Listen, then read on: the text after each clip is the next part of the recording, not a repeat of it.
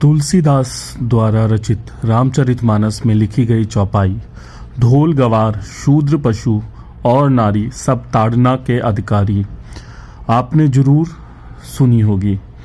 इस चौपाई को लेकर लोगों को कई गलत फहमियां हैं। कुछ का मानना है कि अपनी चौपाई के माध्यम से गोसाई तुलसीदास जी ने नारी पशु और वंचितों को दंड का भागी बनाया है।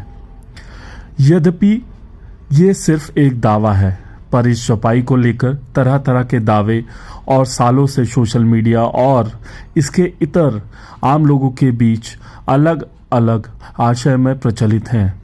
रामचरितमानस की इस चौपाई का हर कोई अपने हिसाब से अलग अलग अर्थ निकालता है और इससे बड़ी बात यह है कि उस आशय को दूसरे के सामने प्रकट करता है और इस तरह कई लोग गलत अर्थ के आधार पर नारी पशु और वंचित समुदाय के खिलाफ की जा रही जाति को सही ठहराते हैं, तो वही कई बार इस चौपाई के गलत आधार पर हिंदू धर्म और इसके धर्म ग्रंथों पर नारी पशु और वंचित समाज के अपमान का आरोप लगाकर भ्रम फैलाते हैं। यद्यपि तथ्यों की परख के लिए आमतौर पर हम प्रत्यक्ष प्रमाण की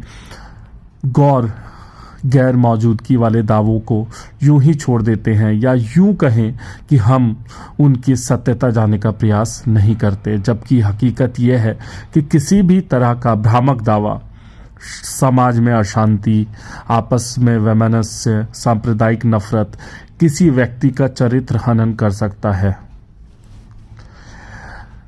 चौपाई इस प्रकार से है।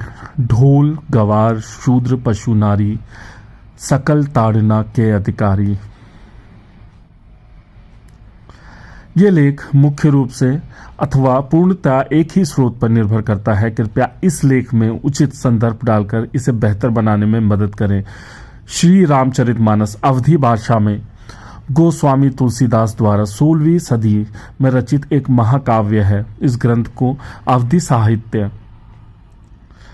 अवधी भाषा के जानकारों के अनुसार इस चौपाई का सही अर्थ जानने के लिए पहले इस चौपाई में प्रयुक्त शब्दों का अर्थ का ज्ञान होना जरूरी है, जो इस प्रकार से हैं। ढोल यानी ढोलक, गवार यानी ग्रामीण या अनपढ़, शूद्र यानी वंचित वर्ग, पशु यानी जानवर, नारी यानी स्त्री, सकल मतलब पूरा या संपूर्ण, ताड़ना यानी पहचानना या परख करना, अधिकारी यानी हकदार। तो इस प्रकार इस पूरे चौपाई का अर्थ ये हुआ कि ढोलक, अनपढ़, वंचित, जानवर और नारी, ये 5 पूरी तरह से जानने के विषय है। अवधी भाषा के एक जानकार ने हमें ये बताया कि तुलसीदास ने इस चौपाई के माध्यम से ये कहना चाहते थे कि ढोलक को अगर सही से नहीं बजाया जाए तो उससे कर्कश ध्वनि निकलती है, अतः ढोलक पूरी तरह से जानने या अध्ययन का विषय है। इसी प्रकार अनपढ़ व्यक्ति आपकी किसी बात का गलत अर्थ निकाल सकता है या आप उसकी किसी बात को ना समझकर अनायास उसका उपहास उड़ा सकते हैं, अतः उसके बारे में भी अच्छी तरह से जान लेना चाहिए। वंचित व्यक्ति को भी जानकर ही आप किसी कार्य में उसका सहयोग ले सकते हैं, अन्यथा कार्य की असफलता का डर बना रहता है।